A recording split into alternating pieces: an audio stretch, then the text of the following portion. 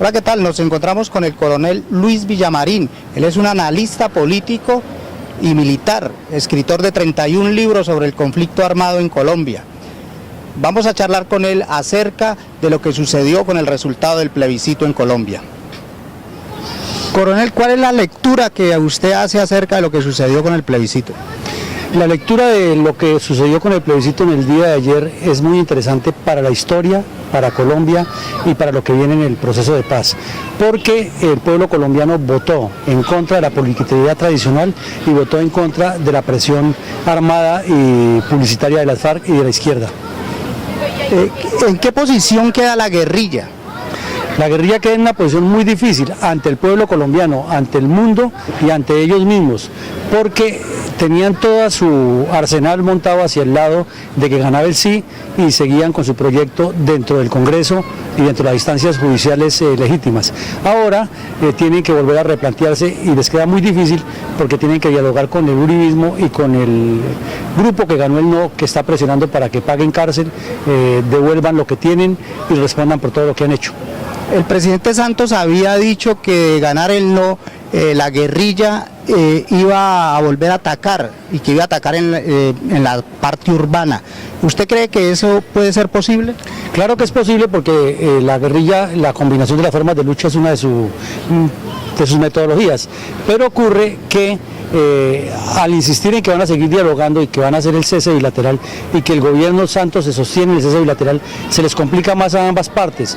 Entonces la guerrilla seguirá recurriendo a prolongar el diálogo, a prolongar la conversación, seguramente para agarrar al próximo gobierno y tenerlo en el mismo proyecto. El presidente Santos ha insinuado, digamos, que va a convocar todas las fuerzas para seguir negociando. ¿Usted cómo ve eso? Pues es una salida que le queda a él, pero el punto grave que tiene el presidente Santos es que ha entrado en una etapa de franco desprestigio y que su metodología que utilizó de lo que llaman la mermelada en Colombia se le vino abajo. Entonces él tiene que comenzar a negociar, pero en una condición ya de inferioridad y no con la arrogancia con que salió ante los medios anoche a sabiendas de que estaba, como se dice en forma coloquial, cañando con fierro de 8. ¿El uribismo en qué posición ha quedado? El uribismo sigue en la misma posición en que está porque el uribismo es muy disperso. Tal vez lo que queda más es un sentimiento grande dentro del país de contradicción a la política de Santos, de contradicción a la vieja forma de hacer política y absolutamente en contra de la FARC. ¿Usted cuál cree que debe ser la salida? Hay gente que habla de una Asamblea Nacional Constituyente. No, me parece que la Asamblea Nacional Constituyente no es la solución porque es volver a entregarle a unos pocos que decidan por muchos. Ya el pueblo colombiano se manifestó que no está de acuerdo. Hay que replantear estos diálogos, hay que llegar a una solución que corresponda y hay que hacer que los que cometieron los delitos los paguen por ellos. Es que si un niño lleva una tarea mal hecha y pierde en un colegio la calificación, porque un terrorista que ha cometido tantos daños se le va a perdonar todo y de la noche a la mañana termina siendo nuestro gobernante. ¿Pero usted sí cree que la guerrilla va a negociar para ceder lo que ya había logrado en esta negociación? No, es que ya dijeron que no van a negociar, que no van a ceder. Entonces tienen que ver forzados o a lanzarse nuevamente a la guerra, que los lanzaría completamente al ostracismo político, o aceptar y replantearse ellos mismos hacer otra nueva conferencia o lo que sea, pero ya tiene que ser un procedimiento político. Ellos mismos se están forzando a llegar al camino político. En este momento que estamos haciendo esta entrevista aún no se sabe qué va a pasar con el equipo negociador. ¿Qué plantearía usted con ese equipo? Deben renunciar todos porque fueron inferiores al reto, no lograron el objetivo, se dejaron someter por las FARC durante 4 años, porque miremos un ejercicio, si usted mira lo que las FARC decía hace 4 años para comenzar el ejercicio, está escrito al pie de la letra en lo que se decidió al final. Entonces, ¿para qué hablaron 4 años? Mejor desde el principio nos hubieran dicho y nos hubiéramos ahorrado todo ese dinero, todo ese desgaste, todas esas ofensas entre los colombianos que se polarizaron de ambos lados, y mejor si hubiera dejado así desde el principio estaríamos en otra situación. Pero en un nuevo equipo negociador usted ve sentado a la gente del Centro Democrático y ellos también cediendo en alguna forma para poder negociar. Claro que sí, claro que sí. Es que hoy el Centro Democrático ya manifestó que está dispuesto a negociar y el gobierno lo manifestó desde ayer invitándolos a que negocien. Entonces es cuestión de que se pongan de acuerdo sobre los puntos que hay que renegociar. La parte más compleja es cuando lleguen a negociar con las FARC, que las FARC acepten replantear el camino, porque hoy lo dijo Timochenko muy claro, si ya los acuerdos que estaban escritos y firmados se entregaron en Berna, Suiza, ya hacen parte de una cosa que se realizó. Pero eso es una posición obcecada que va en contra de lo que está sucediendo en Colombia y de lo que se proyecta en Colombia. Porque vuelvo y le digo, el punto más importante de esto es que la población colombiana le dijo al mundo entero, no queremos más politiqueros tradicionales y no queremos la presión de la izquierda armada y desarmada. La mitad, digamos, de la población ha dicho sí, la otra mitad ha dicho no, pero en el mapa electoral, digamos, se observó que la mayor cantidad de gente que dijo sí es la gente que tuvo el conflicto en el patio de su casa, y la gente que dijo no es la gente de la ciudad, la gente urbana. Es que alrededor de eso se especula mucho. Hay unas teorías que dicen que la gente de la ciudad no ha vivido el conflicto y resulta que en los barrios marginales de Bogotá, Medellín, Cali, Barranquilla, viven muchas personas que fueron desplazadas por la violencia. En las ciudades, en la parte de las ciudades donde hay gente que tiene dinero, sí son víctimas del conflicto también, porque los han secuestrado, les han robado sus fincas, los han expropiado, han perdido también en la zona rural y han sido extorsionados por la guerrilla desde el campo hacia la ciudad. O sea que víctimas son todos. Se ha especulado también que hubo presión de la guerrilla y es probable, y se ha especulado también que el gobierno metió mucho dinero para ganar votos, pero son especulaciones y mientras no esté casos probados es muy difícil. Lo único cierto es que hay cifras exactas.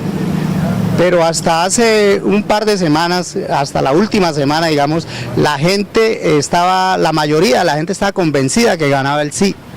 Pues la publicidad decía que ganaba el sí, pero había un no silencioso que era muy grande. No sé si usted vio ayer en los puestos de votación de aquí, de Elizabeth y de Union, que tuve la oportunidad de ver los tres, Union City, que la gente llegaba en grandes grupos a buscar votar por el no, y eran explícitos en decirlo, pero no han registrado la cédula. Entonces es más de publicidad y más de propaganda y más del trabajo psicológico que hizo Santos para tratar de que la gente votara por el sí. ¿Usted cuál considera que fue el principal error que tuvo el gobierno y el equipo negociador para que llegaran a este punto? Son muchos los errores, William. Pienso que haber comenzado a negociar cuando las FARC estaban derrotadas de igual a igual. A la FARC había que someterlas a la justicia en el momento, so pena de seguirlos bombardeando como ocurrió con Cano y Jojoy, que fue lo que hizo Santos al iniciar el gobierno. Pero negoció con ellos, los sentó de igual a igual, les dio la importancia, los sentó al lado de Cuba, puso, como digo yo, al ratón, el gato a cuidar el queso y al ratón, entonces el gato desapareció el queso y desapareció el ratón, que es poner a Cuba y a Venezuela a que supervigilen un proceso en el cual hay intereses de ambos en favorecer a la guerrilla, entonces eso no estaba bien desde el principio.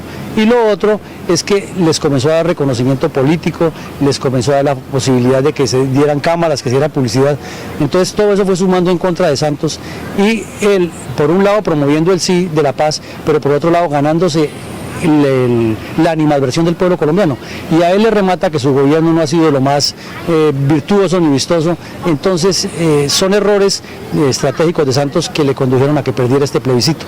Usted que ha sido militar en Colombia, ¿usted cree que de no haberse sentado a negociar el gobierno con la guerrilla, había podido derrotarlo militarmente? Absolutamente, es que el problema no ha sido la capacidad militar para derrotarlo porque la ha tenido el Estado, el problema ha sido la decisión política que ha sido variable. Entonces tuvimos en el gobierno de Alfonso López al ELN al borde de la extinción y lo sacó de la extinción, retiró las tropas y el ELN volvió a crecer.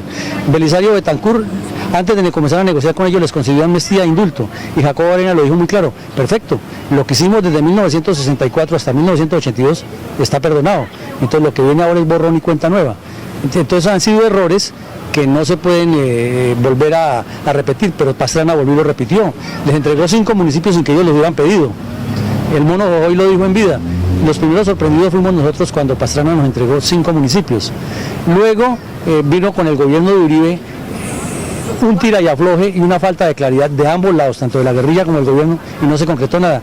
Y Santos, en su afán de obtener el Premio Nobel de Paz, jugó todas sus cartas políticas a una negociación sin proyecto estratégico, sin objetivos claros y sin pensar en Colombia, sino pensando en él. Entonces son las dos diferencias.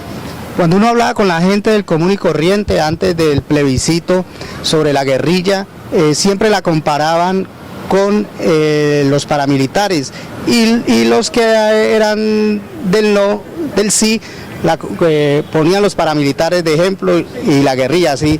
¿Por qué el colombiano común y corriente tiene esa comparación entre creer que la guerrilla es buena o los paramilitares son buenos o los paramilitares buenos y la guerrilla mala? Es un problema que lo llevamos en la sangre de ser conflictivos y apasionados frente al que no está de acuerdo con nosotros. Eso es un problema nuestro, muy colombiano. Entonces, ahí prima más el sentimiento y la idealización de lo que yo pienso frente a lo que piensa el otro. Y eso es un problema grave que nos condujo a ese tipo de enfrentamientos. Y realmente nadie se sentaba a leer ni cómo vio el proceso en Cuba, cuáles eran las etapas, ni cómo se iban desarrollando, ni mucho menos leyendo las 297 páginas del acuerdo, sino se está especulando desde el punto de vista personal sobre algo que hay que ser más profundos.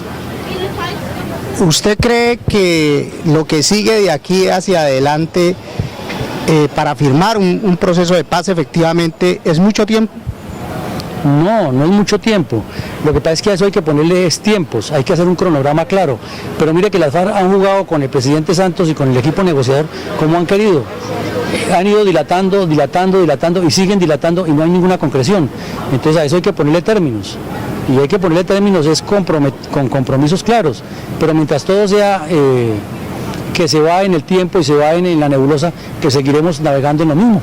Pero digamos la negociación, el proceso de paz se puede chocar con la campaña política para la próxima presidencia.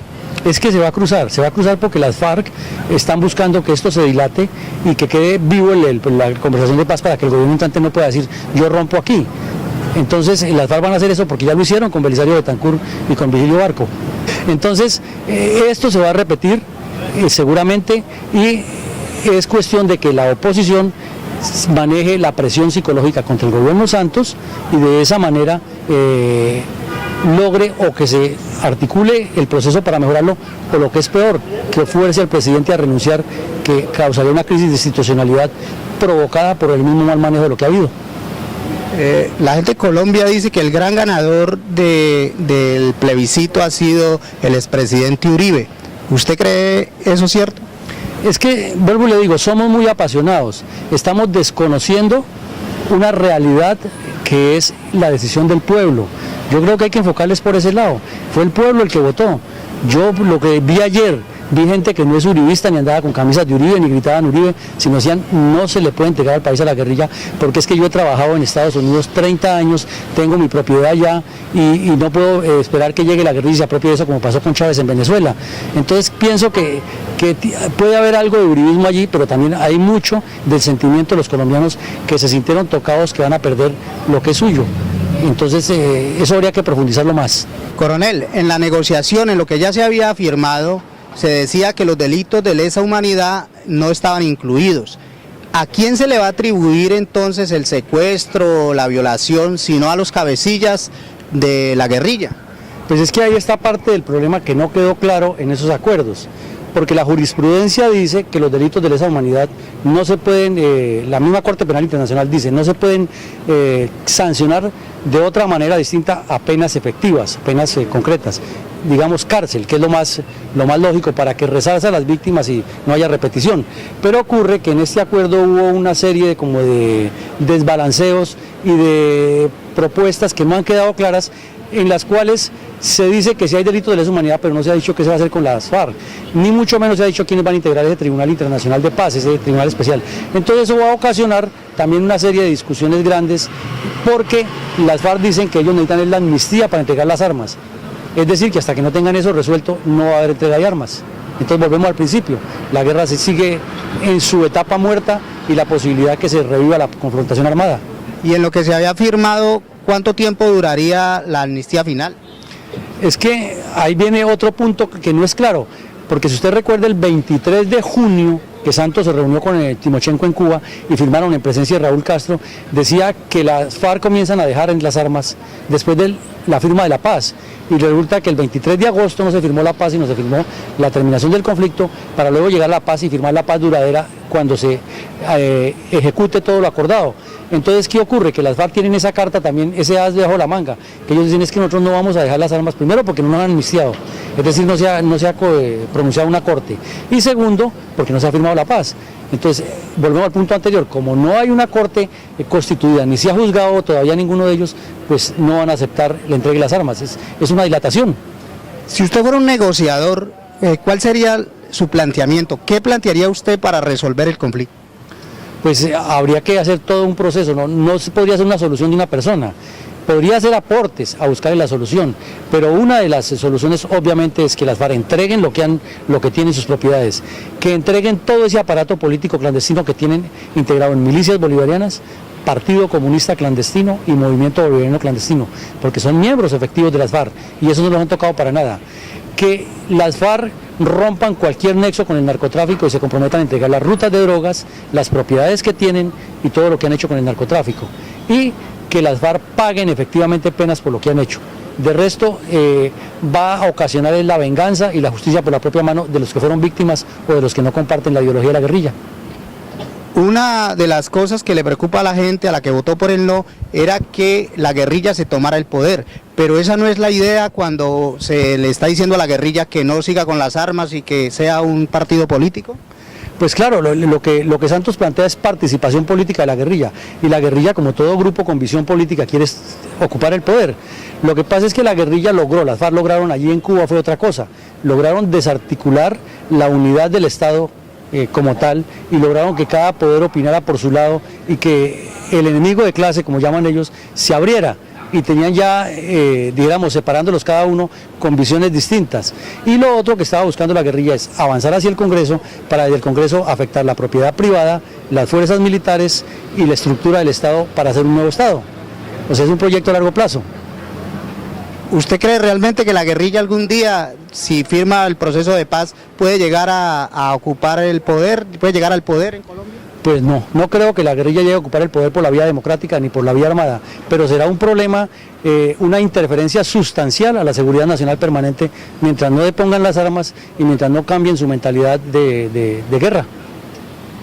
Coronel, muchas gracias por estar en el canal Multicanal. Muchas gracias a ustedes por la invitación y con mucho gusto, cuando ustedes requieran, ahí estaremos disponibles.